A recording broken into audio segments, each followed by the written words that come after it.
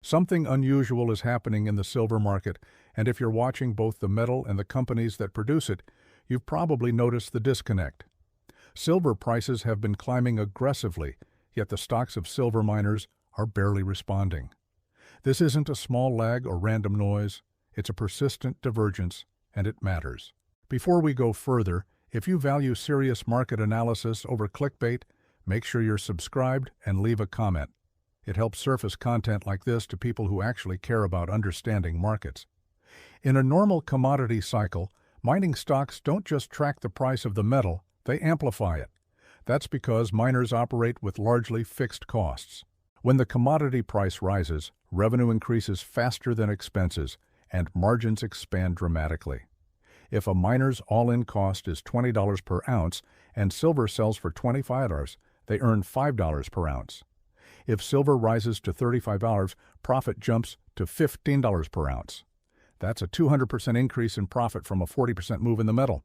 That operating leverage is the entire reason investors historically buy mining stocks instead of just holding the metal. So when silver rallies hard and mining equities barely move, it tells us something fundamental has changed. There are the standard explanations, and they shouldn't be ignored. Many miners diluted shareholders over the past decade. Input costs like labor, fuel, explosives, and compliance have risen sharply. Mines are tied to jurisdictions that carry political and regulatory risk. Some companies hedge production and cap upside. Mining stocks are small-cap equities that institutions often avoid, especially when interest rates are high and capital is scarce.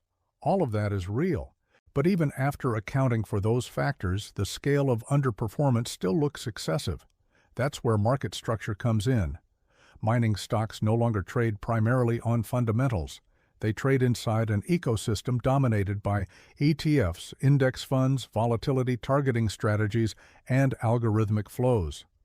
When risk-off signals trigger, miners are sold automatically.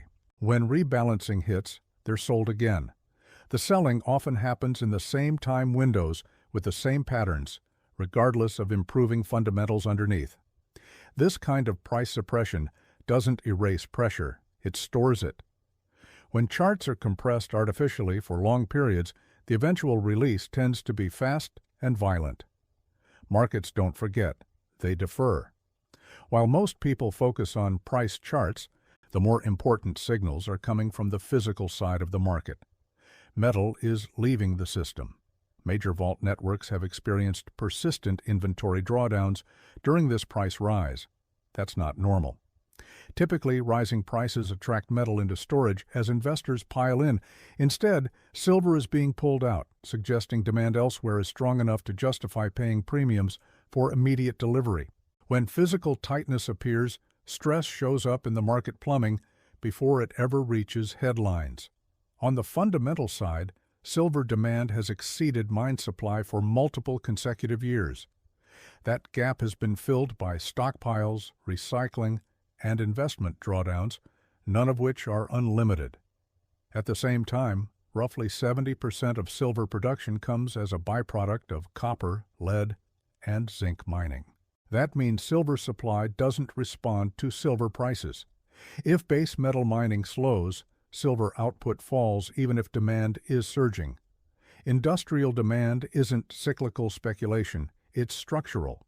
Solar panels, EVs, 5G infrastructure, medical devices, and data centers all require silver in quantities too small and too dispersed to recover efficiently.